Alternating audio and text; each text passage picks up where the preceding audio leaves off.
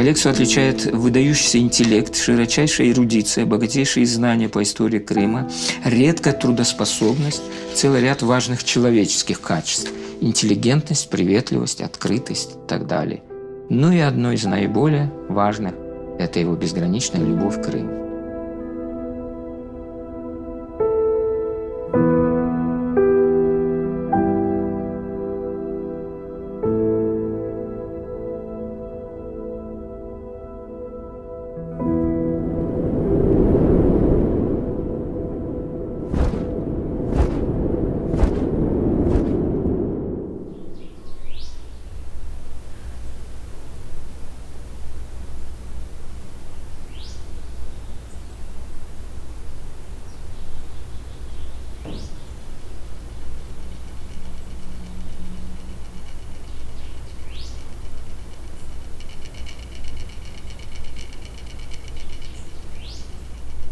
Алексей вырос практически без отца. У него был замечательный дедушка. Вот, Алексей Дмитриевич, я с ним, кстати, был хорошо знаком. Прекрасная бабушка, которую он очень любил, чтил. И вообще, на самом деле, к ней очень уважительно относился. Мама у него занимает какую-то особую роль. То есть она для него очень многое. Это не просто мама, а это великолепный совершенно друг. Это собеседник. Алекса Гайворонский родился 30 апреля 1974 года в 5000 километров от Бахчисарая, неподалеку от Новосибирска.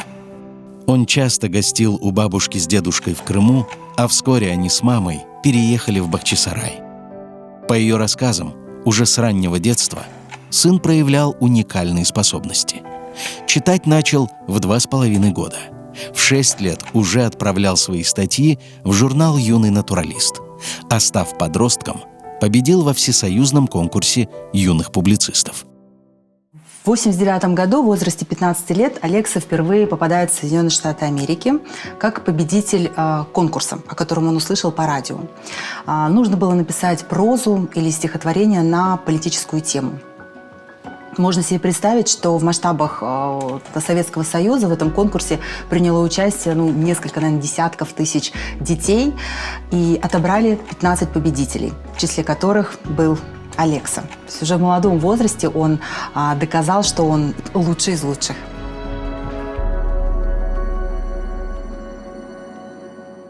Он жил в Эски-Юрте. То есть вот буквально он выходит и видит Бюрбе Ахмедбея, Мембер Минарет. Эти объекты, они были рядом. И он, безусловно, с детства задавался вопросом, что это такое, к какому прошлому это относится. Но естественно, что он был из образованной семьи, и ему очень рано все это было, я думаю, адекватно рассказано, представлено. Для него Крым и крымские татары – это были совершенно неразделимые понятия, даже тогда, когда крымских татар еще не было в Крыму. Он знал, что Крым – это крымские татары – это Крым. Несколько раз он об этом подчеркнул. Меня утешает очень тот факт, что это был не крымско-татарский дом до 1944 года, поэтому наша семья не въехала в дом, покинутый крымскими татарами. Там было какое-то общественное административное здание. Он каждый раз это подчеркивал, он как будто оправдывался. Бахчисарай, собственно, там нельзя не задуматься об истории крымских татар. Там нельзя не вспомнить крымских ханов, просто ходя по улицам и видя этот ханский дворец, в котором, по сути, с детства я его посещал. С раннего детства Алекса часто бегал в хан-сарай. Он знал там абсолютно все, каждый уголок. Особенно ему нравилось место, которое не сохранилось до сегодняшних дней, это Персидский сад. Он там уединялся, он там думал, он мечтал.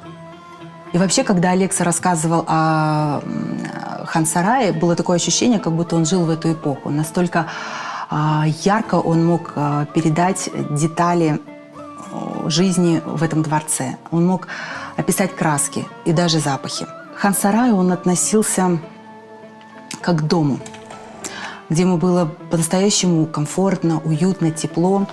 И даже в своем небольшом произведении, такая небольшая книга, она так и называлась «Ханский дом». Не дворец, а дом. Дело в том, что его бабушка Зинаида Яновна Гайворонская, она работала, по-моему, с 1961 года в музее. И она возглавляла именно экскурсионно-массовый отдел, то есть ведала всеми вопросами экскурсии.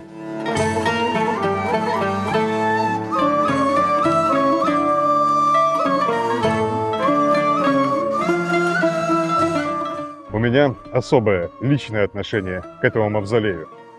Неподалеку от него, в новых кварталах, стоит мой дом. Я вырос под этими стенами и хорошо помню, что с детства меня живо интересовало, что это за удивительное здание, столь не похожее на другие.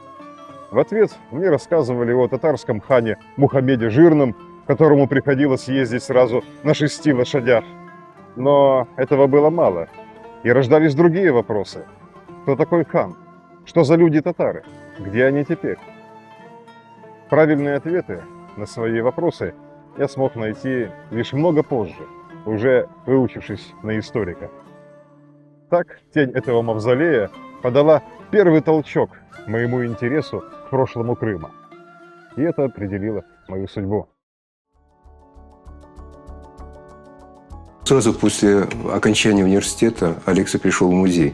Очень многие старые работники, которые работали до меня, стали его вспоминать. О, Алексей, они его помнили мальчиком, который сидел на скамейке и наблюдал за, как водят экскурсии по дворцу. Он выделялся из всего коллектива, во-первых, своим необычным видом. То есть он одевался всегда стильно. Ну и был относительно тех сотрудников, которые там работали уже много-много лет, он был относительно вот самым таким молодым, наверное. Мне нравился его стиль, его отношение сугубо креативное. К вопросам даже казалось очень таким техническим, строго техническим. Это его, собственно, отличало от всех сотрудников заповедника. Он очень любил крымстарскую историю крымстарского народа. Он очень любил дворец, в котором он работал. Он безумно любил наследие нашего народа. Ту тему, которую он изучал, естественно, это, конечно, было наследие крымских ханов, ханского периода. И когда он говорил, глаза горели. Он отдавался полностью своей работе, своей деятельности. Он исследовал все, он знал хорошо все памятники, историю каждого памятника. Он, скажем так, не был ученым таком в академическом понимании, но при этом по объему знаний он, конечно, даст фору многим докторам, которые специализируются на этой тематике. Он сделал выбор свой еще давно, лет там, в самом начале своей деятельности, будучи директора Бахчисарайского заповедника по науке, он сделал выбор в пользу вот научно-популярного жанра, так скажем. В конце 90-х годов на севастопольском телевидении был проект «Тарихи Назар». И Алекса был самым непосредственным участником этого проекта. Тогдашний сотрудник Бахчисарайского музея-заповедника Алекса делился со зрителями историей и культурой крымских татар. Это были первые программы, которые вот так вот фундаментально окунали зрителя в историю и Бахчисарайского музея-заповедника. Это были вот те первые года, когда уже можно было заходить в какие-то экспозиции, уже можно было рассказывать. И вот Алекса как раз был одним из тех спикеров и историков, который и делился этой информацией со зрителем. И если бы не ханский дворец, привлекающий гостей со всего света, вероятно, город имел бы еще более скромный облик. Он ремесленник, понимаете? Все, за что он берется и превращает в некий продукт. Это редчайшее качество. Каталог надмогильных памятников ханского кладбища на территории Бахчисарайского дворца. Это очень серьезная работа. Он практически с собрал в этом каталоге все материалы, которые были связаны, все публикации, связанные с ханским кладбищем, дал подробную такую схему расположения всех вот сохранившихся надмогильных памятников. То есть это незаменимое нынче пособие. И, кстати, дал фотографии всех этих надмогильных сохранившихся памятников. И не только, кстати, сохранившихся, но и использовал фотографии архивные до еще депортационного периода, начала XX века. То есть это блестящий труд, ныне незаменимый источник по этой тематике. Обычно ханское кладбище показывают в самом конце экскурсии. Однако мы начнем свой визит в Хан-Сарай именно с этого места. Ведь, придя в любое жилище, принято сперва познакомиться с его хозяевами и уже лишь затем осматривать обстановку. Вот он был человек, у которого были очень глубокие познания в истории Крымского ханства, Крыма и Крымской земли. То, чего не хватало. И, наверное, у меня есть несколько людей, которые научили меня не только любить эту землю, но и пытаться знать о ней как можно больше. И один из них был Алекса. Ну, если говорить о ценности дворца, в свое время, в 2003 году, мы в Бахчисарайском государственном историко-культурном заповеднике подали документы на рассмотрение ЮНЕСКО, для того, чтобы они рассмотрели вопрос о возможном включении ханского дворца в список всемирного культурного наследия. Это 2003 год, когда мы были приглашены на конференцию ЮНЕСКО в Ялте. Алексею удалось заинтересовать комиссию ЮНЕСКО, которая присутствовала тогда. Заинтересовать настолько, что буквально на следующий день все, там было около 15 членов этого института, скажем, Организации Объединенных Наций, и они все пожелали приехать в Бахчисарай. И в последующем все, как нитка за иголкой, так они следовали за ним. И вся наша переписка, коммуникация с этой группой, она строилась через Алексея.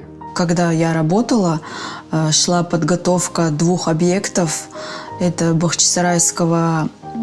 объекта Бахчисарайского историко-культурного и археологического музея-заповедника. Это Ханский дворец и Чуфут-Кале, чтобы ввести их в ЮНЕСКО. Комиссия заинтересовалась не только Ханским дворцом.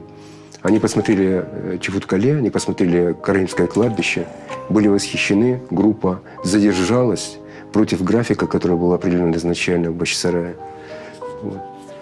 И началась такая работа планомерная по подготовке документов для представления Ханского дворца в предварительный список ЮНЕСКО.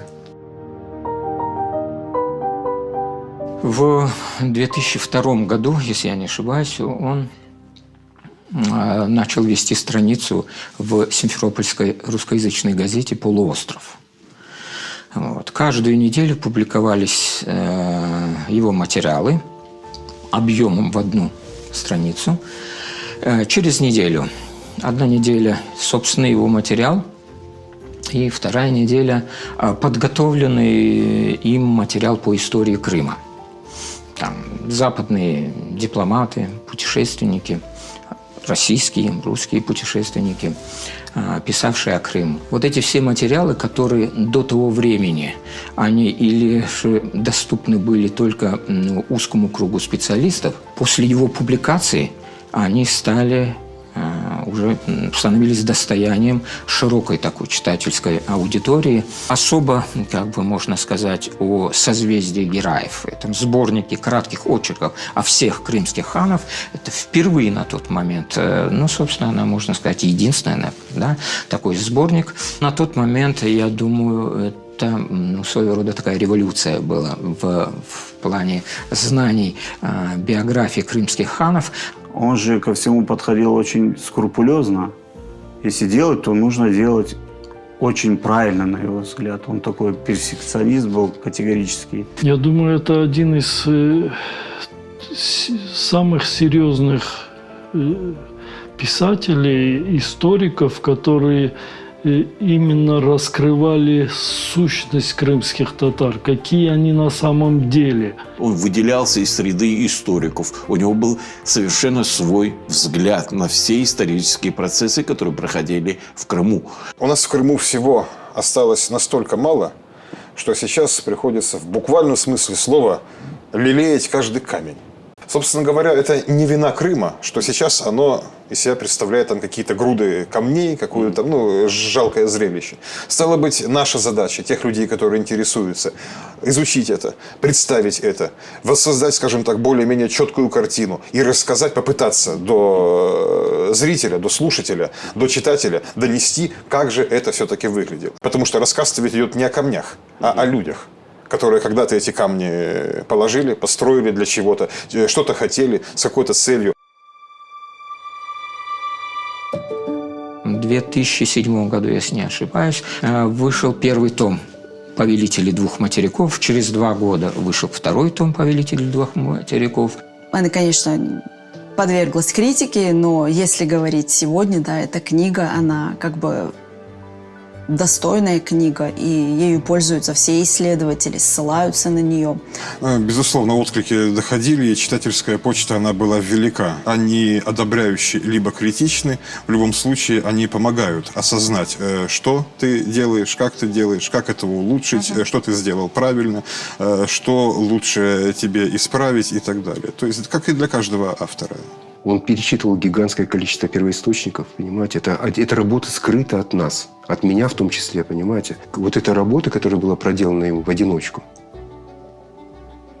это работа колоссальная, понимаете, исследовательская. Он поменял мое мировоззрение определенное. Вот человек, который во мне поменял, разделил историю и политику. И вот я после его работ, после особенно «Повелителя двух материков», я четко начал, когда работы какие-то читаю исторические, что четко разделяю политика и история. В 2016 году вышла последняя книга его «Страна Крым». Более 300 страниц, по-моему, текста. Опять же, там несколько десятков статей на очень важные сюжеты, связанные с этим периодом. Вот в этом последнем альбоме особое место занимает его фотографии. Я всегда думаю о нем как о блестящем мастере фотографии. Собственно, он и знал об этом, и любил это дело, насколько я понимаю. И вот из его фотографий, в принципе, можно получить представление практически обо всех известных исторических местах и архитектурных, археологических объектах, связанных с историей Крымского ханства и Золотой Орды. Трудно себе представить, но такой колоссальный объем работы, на который другой ученый потратил бы десятилетия, этот удивительный человек вместил в те промежутки времени, когда судьба давала ему передышку между тяжелыми болезнями. И тогда, как будто зная, что нужно спешить жить и творить, он писал книги, путешествовал по миру и ходил по Крыму с фотоаппаратом в руках. Открывал для себя новые увлечения, в которые погружался с той же страстью, с какой отдавался исторической науке. Болезни стали одолевать его достаточно рано. В 29 лет ему диагностировали рак лимфосистемы. Началась очень тяжелая борьба за жизнь. У него было 3 или 4 ремиссии, и врачи ставили очень утешительные прогнозы, но тогда им удалось его спасти. И он ложился здесь, в онкологический центр в Симферополе. Честно говоря, те процедуры, которые с ним проделали, он мне потом рассказывал, и я видел, что с ним происходит. То есть это, конечно, было очень страшно. Однажды после вот такой процедуры по химиотерапии, она длилась где-то несколько недель, вот у нас была встреча с турецкой делегацией в ресторане «Маркур». И там вдруг Алекса, будучи абсолютно лысым, у него волосы выпали, понимаете, от этого интенсивного химиотерапии. Он встал, и надо было сказать несколько приветственных слов. И Алекса стал говорить на турецком языке. Это было удивительно совершенно. То есть он, лежа в больнице, не прокис там, не пал в отчаяние, понимаете, а учил турецкий язык. Я знала, что он полиглот, но я не знала, что он владел 11 языками. Помимо русского, украинского, крымско-татарского, он знал еще турецкий, английский, французский, немецкий, чешский, польский, латышский, шведский, я сказала, да? Еще какой-то. 11 языков. Он свободно читал и свободно писал на всех этих языках. Es handelt sich also, Herr Sekretär, um einen russischen Untertanen. Sind Sie denn nicht der Ansicht, dass es jetzt nicht die Zeit ist, Vertreter eines Staates einzuladen, der einen Krieg gegen uns führt? Мы позволяли между собой говорить при нем по-крымско-татарски, зная, что он прекрасно его знает, правда, он стеснялся на нем говорить. Я не знала, что он художник, который пишет в очень интересной, своеобразной манере. Я не знала, что он пишет стихи. Я не знала, что он увлекается музыкой ханского периода. Он обладал какой-то удивительной особенностью самообразования. Тем не менее, он мог самосовершенствоваться. И он это делал буквально всю свою жизнь. Он был очень увлекающимся человеком. Вот, к примеру, он очень любил кофе и чай. И не просто как обыватель. Он был настоящим коллекционером. У него дома просто огромная коллекция редких сортов чая и кофе. Он мог рассказать о каждом сорте, где это выращивалось, в каких условиях, в чем была ценность этого кофе, куда оно доставлялось, кто его употребляли. Это было очень интересно. Я ему рассказывал, как мы варим кофе сегодня. А он мне рассказывал, как варили кофе там 400 лет назад. И что любимый кофе у крымских ханов считался йеменский кофе, который нужно было жарить до там, 2-го крека. Он говорил такие слова, которых я не знал. Я потом быстренько раз до 2-го крека. Крек, оказывается, это когда щелкают вот это зерно процесса обжарки. Мы с ним договорились, что я найду этот кофе, привезу, и мы с ним пожарим. Он любил фотографировать, и у него всегда были такие необычные кадры, красивые кадры. Он любил красивые места, он природу любил, закат, рассвет. Он очень любил готовить разные блюда, но особое место занимало, конечно, приготовление пива. И он к этому относился не как такой вот ценитель вкуса, а именно с точки зрения технологии приготовления пива по старинным рецептам, которые он находил, и с оригинальными ингредиентами, которые он выписывал по интернету. И сохранилось очень много тетрадей, где он очень скрупулезно описывал каждый процесс варки, там, отмечал температуру кипения, там, когда появлялась пенка, какие оттенки вот, цвета этого пива, там, запаха и так далее. И было очень интересно слушать о том, как вот это пиво было там английских лордов, там английских шахтеров или немецких фермеров, или чешское монастырское, которое он приготовил по рецепту XIV века. Я не знала, что к пиву можно относиться как к искусству. Он выучил даже старогерманский язык для того, чтобы прочитать правильно рецепты приготовления пива. Алекса Гайворонский обладал еще одним несомненным талантом. В 2011 году, вдохновленный телевизионными проектами BBC и National Geographic, он решил, что пора рассказать миру о Крыме, и создал уникальный проект, сделавший его известным телеведущим. Крым – это целый мир в миниатюре. Он настолько многолик, что поездки в разные его концы похожи на путешествия по разным континентам. Я беру свою фотокамеру и отправляюсь в долгие прогулки по полуострову для того, чтобы самому увидеть все его исторические памятники и запечатлеть их поразительное многообразие. Приглашаю вас на прогулки по Крыму. Прогулки по Крыму с Алексой Гайворонским. Давайте вместе откроем эту землю. Это был практически проект, полностью придуманный им. Чем был хорош Алекса в этом проекте, помимо сценариста, он выступал еще и режиссером. Поначалу было с ним работать сложно, потому что, он каждый кадр он проверял, все остальное. То есть мы просматривали каждый его стендап, то есть как все это выглядит он в кадре. Сначала первое время это все, конечно, раздражало, но потом, понимая, что вот именно он хочет, чтобы было все очень хорошо. Алекса тогда пересмотрел очень много форматов, но в итоге вот этот его образ путешественника, у которого через плечо фотоаппарат, это его брендовая шляпа, этот его кожаный пиджак, это все были собственные идеи Алексы. Самый первый выпуск мы снимали ОРХП. То мы не знали еще, как это вообще все будет выглядеть. Снимали, конечно, все подряд. Никто из прибывавших в Крым по суше не миновал этого места. Именно здесь, у ворот Крыма, мы и начинаем нашу прогулку.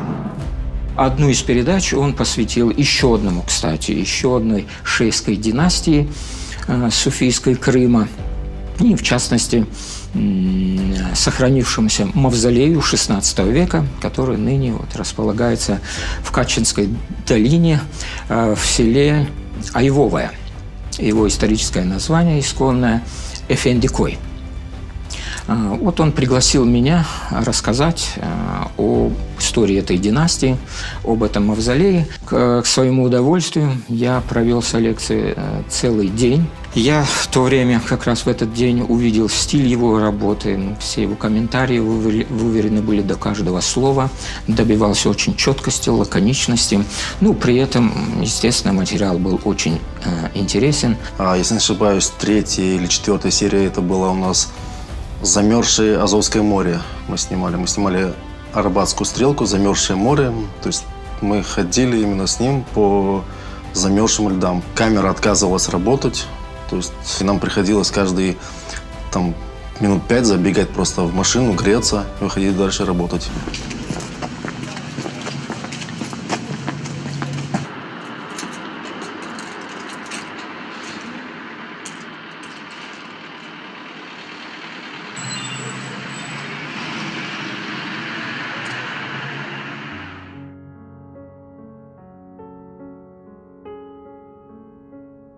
Мы сидим на Удон-базаре за низким столиком, пьем кофе, и он просит рассказать о Кизлеве. Он снимает в своей серии передач ту передачу, которая касается Кизлева, и мы разговариваем ни о чем, он что-то говорит. Он просит снять какой-то контент наверху, на макете. Закадровый. Можно. Гази Герай не успел завершить свои реформы, но, по крайней мере, перенес сюда ханский монетный двор. И день весь такой солнечный, легкий, несерьезный какой-то, вот прям такой весь акварельный. Вы прям американец в чистом виде. Да, у нас тут Что? творческий образ. Да. И теперь на белом серебре ханских монет заблистало слово «Гызлев».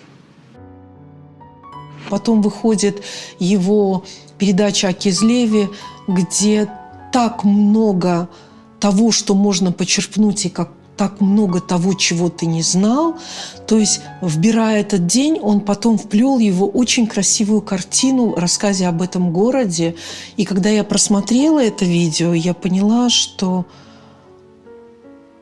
помимо историка он творец. Творец, который берет какие-то краски и рисует из них свою картину. Он поделился как-то секретом, сказал, что когда я готовился к проекту прогулки по Крыму, я хотел показать всей стране, что такое Крым. А получилось, что показал ее крымским татарам. Такие люди, как Алекса, и те передачи, которые он делал, это, конечно, это большая работа в части истории. Понимаете? Подлинная история, не вымышленные, не мифы, а именно настоящая история. Та без приукрас. Та история, которая она была. что прежде всего я хочу показать, и для кого прежде всего я работаю. То есть, наверное, это не столько привлечение туриста, сколько, наверное, рассказ крымчанам. Это более важная, более приоритетная аудитория, потому что если люди, живущие в Крыму, вот это вот все не сохранят, не будут знать, что это такое, и не сохранят его, будут к нему относиться просто, скажем так, наплевательски, то тогда уже в перспективе никакому западному туристу сюда незачем будет ехать. Он был честным и справедливым. Он культивировал эти качества, и они проявлялись у него во всем. В работе, в отношениях и в его гражданской позиции. В 2014 году пан Алекса уехал из Крыма. Он попытался поехать в Украину, работать в одном из львовских музеев. У него там тоже не сложилось из-за того, что он сказал, что снимать квартиру и жить на те деньги, которые получает сотрудник музея, было невозможно. А он еще тогда подружился с девушкой, с которой они хотели создать семью. Из-за болезней он многое что не успел и не смог сделать. Наверное, самое главное – это создать семью. Хотя очень хотел. Он никогда не говорил о своей личной жизни. Никогда не говорил о своих личных проблемах. Его очень беспокоила судьба Крыма, будущее Крыма. Алекса Гайворонский вернулся в Крым и продолжил работу. И вновь удивил новой гранью своей личности. Болезни не позволяли ему путешествовать так, как раньше, но они не смогли отнять у него способность путешествовать во времени.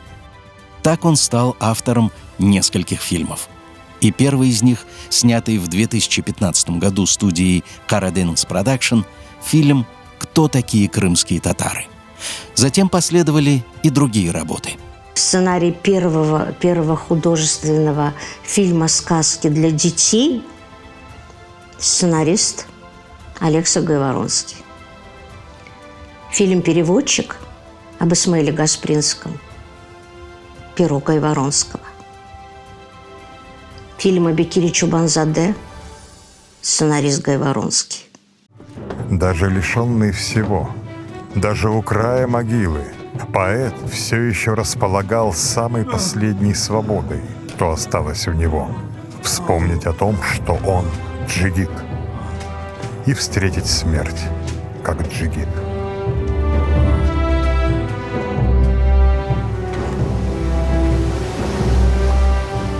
В титрах к этим всем фильмам вы нигде не найдете имя Алекса Гайворонский. Он придумал себе псевдоним, чтобы не было вот этого вот его внутреннего разногласия, что вдруг историк стал сценаристом. Этот псевдоним Алекса взял себе, и этот псевдоним носил имя Азиз Искиюртлы. И вот первая серьезная работа Алекса в качестве сценариста – это был фильм «Хадырдыйды», где автор сценария фильма прозвучал псевдоним Алекса Гайворонского.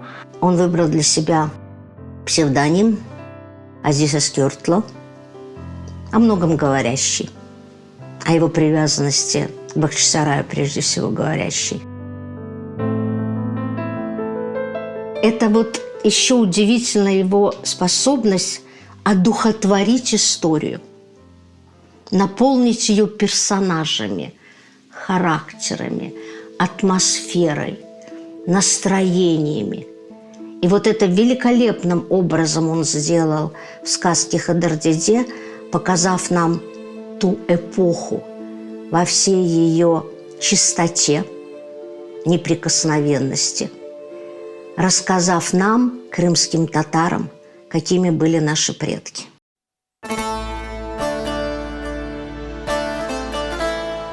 В своих фильмах он всегда искал и показывал определенные смыслы.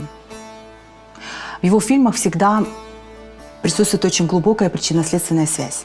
И это все в сопоставлении с той исторической эпохой, в которой жил герой. Только посмотрев фильм «Черчиман», стала сравнивать эпохи, в которой жил, творил и просвещал наш народ Гаспринский с современностью. И я в этом фильме нашла ответы на вопросы, которые мучают меня сегодня. До этого момента Гаспринский был для меня просто портретом, просто исторической личностью и не более того. Теперь я понимаю не только, зачем он это делал, я понимаю всю ту эпоху. Я соотношу ее с сегодняшним днем. Положение безвыходное. Что в этой ситуации делает Исмаил Гаспринский? В этой ситуации, которая похожа, наверное, на шахматный мат, от которого не двинуться ни влево, ни вправо. Можно, в принципе, прекратить игру, встать из-за стола, уйти, то есть бросить родину. Но ведь именно это и является самой главной целью тех великих гроссмейстеров, которые теснят тебя со всех сторон своими конями, слонами. И вот что в этой ситуации делает Исмаил Гаспринский? Он переводит игру на совершенно другое поле. Образование, просвещение, культуры. Он поднимает знамя просвещения, не национально-освободительной борьбы, не антиколониальной войны, а всего-навсего просвещения. И на этом тихом, мирном поле он тихо, постепенно, одну за одной одерживает, казалось бы, совершенно незначительные, но, как оказывается потом, колоссальной важности стратегические победы. Я запомнила его фразу: «Создание таких фильмов – это окно для политических чувств». Мы живем в такое время, когда не все можно сказать, а даже если и скажешь, это можно интерпретировать по-разному и иметь определенные последствия. Много и часто повторяем о том, что во время сталинских репрессий была уничтожена практически вся крымско-татарская интеллигенция. А он нам показал как. Он нам показал не только вот такой героический, что ли, образ, но человека, который прошел через этот ад. Он показал через личный ад Бекира Чупанзаде ад этого режима, который после этого уже с открытым забралом позволил себе выселить весь наш народ из Крыма.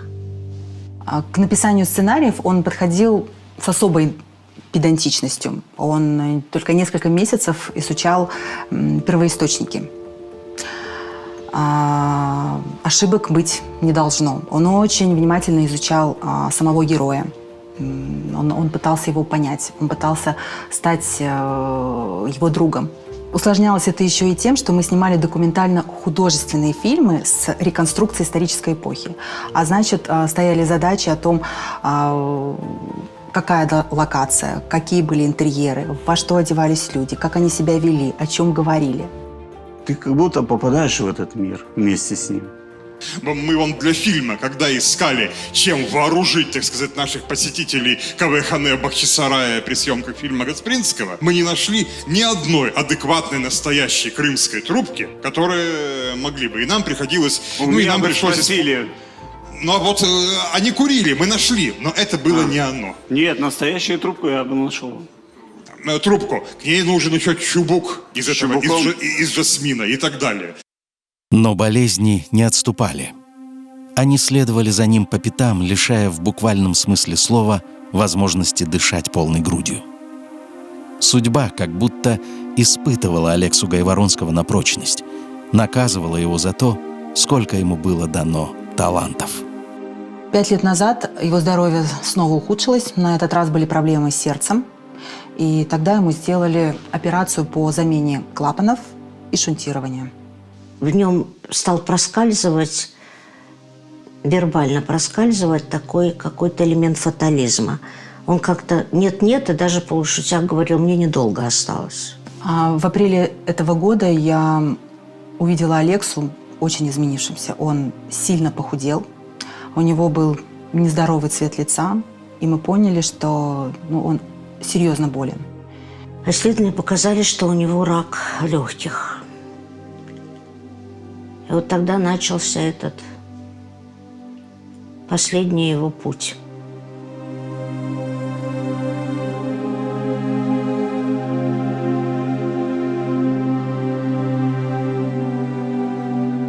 Я должна сказать, что, наверное, последний проект, который он сделал, это был проект Мне так кажется, что это был проект, связанный с нашими восстановленными воротами. Он нам дал такую историческую правильную канву и какие-то новаторские идеи, которые мы приняли. И я видела, с какими горящими глазами, это было за полгода до его ухода, с какими горящими глазами он двигал эту идею, как это ему нравилось, с каким удовольствием он отдавал эти знания. Я помню один из дней, а он уже очень серьезно был болен и уже был очень исхудавший. Мы проговорили все вместе в нашей дружеской компании целый день. И опять это было огромное наслаждение слушать его. Его анализ событий, его человеческое отношение к этим событиям. Было ощущение, что все, сейчас он встанет, несмотря на то, что он уже очень похудевший, оденет свой пиджак, которым он снимал, даже такую курточку, да, в стиле National Geographic, оденет свою фирменную шляпу, повесит на шею фотоаппарат и поедет по Крыму снимать и рассказывать нам про нашу родину. У нас было много с ним планов, мы обсуждали различные проекты. Это и новый цикл программ о крымских ханах с реконструкцией тех исторических эпох, в которых они жили. Это и программа о путешествиях по следам путешественника Эвлия Челеби. И очень хотели создать фильм о государственности крымских татар.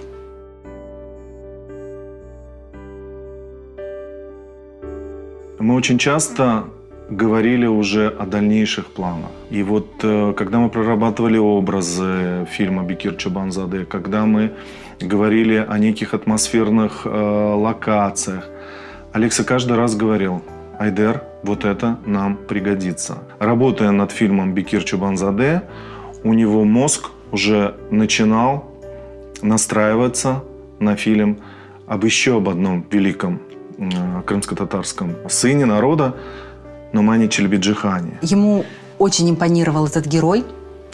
Он прям рвался написать этот сценарий. Он восхищался Нуманом Челеби-Джиханом.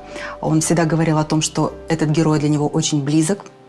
Близок своей позицией, своей принципиальностью и своей несломленностью. Он действительно начинал вынашивать очень серьезный сценарий, и даже как-то говорил он об этом, это будет самая моя серьезная работа. Дело в том, что врачи давали довольно оптимистический сценарий, что он может прожить еще 3 года. 3 лет в запасе не оказалось. И сценарий документального фильма о Нумане Челеби-Джихане не написан.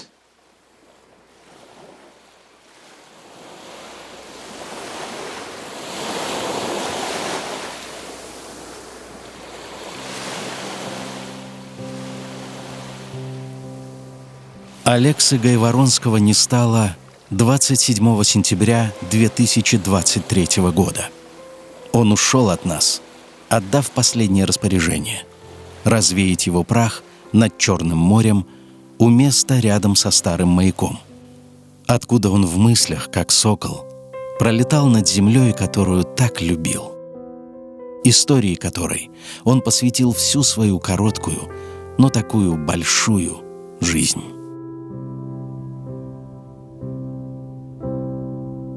Я думаю, что он совершенно внес такой вот прям фундаментальный вклад вот в этот перечень знакомств с нашей историей. И это было очень важно, потому что его читали, его мысли подхватывали, его знания впитывали. Вот Алекса Гайворонский, наверное, это один из подарков нашему народу, который мы должны помнить, принимать этот дар. Это еще один шанс, чтобы мы всегда возвращались к своим истокам. Мы очень благодарны этому человеку, блестящему писателю, блестящему рассказчику, ученому и человеку, безумно любившему Крым. Это большая потеря. Потому что такие люди, как Алекса, они не часто рождаются. Это большие труженики. Он любил свою родину, любил свой город, знал все об этом. И это все зафиксировал и оставил нам. Вот огромный вклад. Алекса Гайворонский был абсолютно гениальным человеком, который Всевышний послал нашему народу, который всеми своими талантами, знаниями, умением, трудом сделал все, чтобы мы знали правду о себе, чтобы весь мир знал правду о крымских татарах.